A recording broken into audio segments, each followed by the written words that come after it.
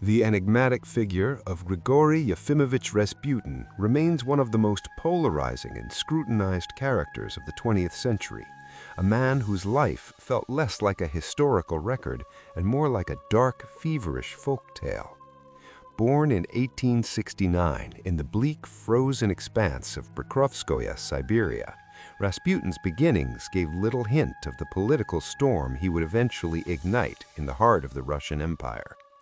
He was raised as a peasant, a social standing that usually dictated a life of quiet labor and eventual anonymity.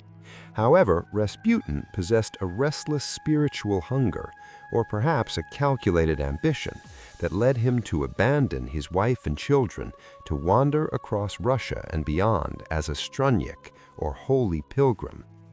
During these years of wandering, he developed a reputation for possessing supernatural insights and healing powers, blending Orthodox Christianity with more fringe mystical beliefs.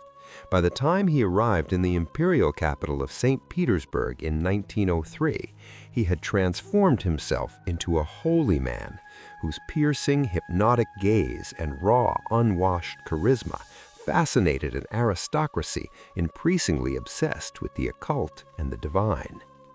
Rasputin's ascent into the inner circle of the Romanov dynasty was fueled by a desperate mother's love and a secret that threatened the stability of the throne.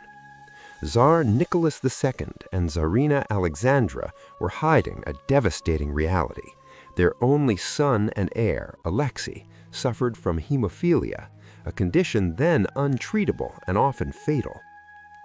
In 1905, Rasputin was introduced to the imperial family, and through a combination of prayer, calm reassurance, and perhaps a lucky timing of the boy's natural recoveries, he appeared to stop Alexei's life-threatening bleeding. To Alexandra, Rasputin was not merely a peasant. He was a messenger from God sent to save her son, and, by extension, the monarchy. This bond granted Rasputin unprecedented access to the Winter Palace.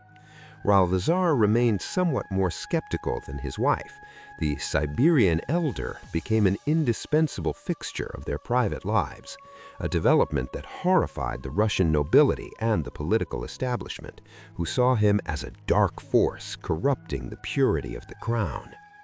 As Rasputin's influence grew, so did the scandals that trailed him like a shadow. Outside the palace walls, he led a life of notorious debauchery, frequenting taverns and engaging in public displays of intoxication and sexual impropriety. His philosophy suggested that one could only reach true repentance through sin, a doctrine he seemed to embrace with enthusiasm. These reports of his holy misconduct filtered back to the public, creating a toxic image of a lecherous peasant pulling the strings of a weak czar. The situation reached a critical breaking point with the outbreak of World War I. When Tsar Nicholas II departed for the front lines to lead the Russian army in 1915, he left Alexandra in charge of domestic affairs.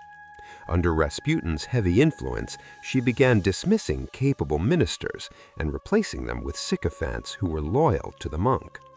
This political meddling occurred as Russia suffered catastrophic losses on the battlefield and faced starvation at home, leading many to believe that Rasputin was a German spy or a demon bent on destroying Russia from within.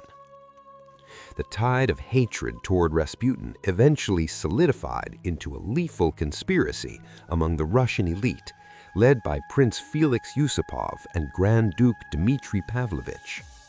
In a freezing night in December 1916, the conspirators lured Rasputin to the Moika Palace under the guise of a social gathering. What followed has become the stuff of legend, though the reality was likely more chaotic and brutal than the myths suggest. According to Yusupov's dramatic accounts, they first attempted to kill Rasputin with cakes and wine, laced with enough cyanide to kill a dozen men, yet he seemed unaffected. In a panic, Yusupov shot him in the chest, but the monk allegedly rose from the floor and attempted to strangle his assassin before fleeing into the courtyard. There, he was shot again and beaten before his body was bound and dropped into the icy Malaya Nevka River.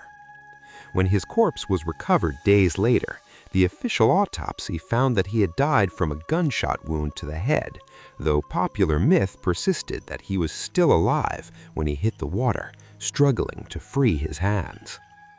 Rasputin's death did not save the Romanovs. If anything, it signaled the beginning of their final collapse.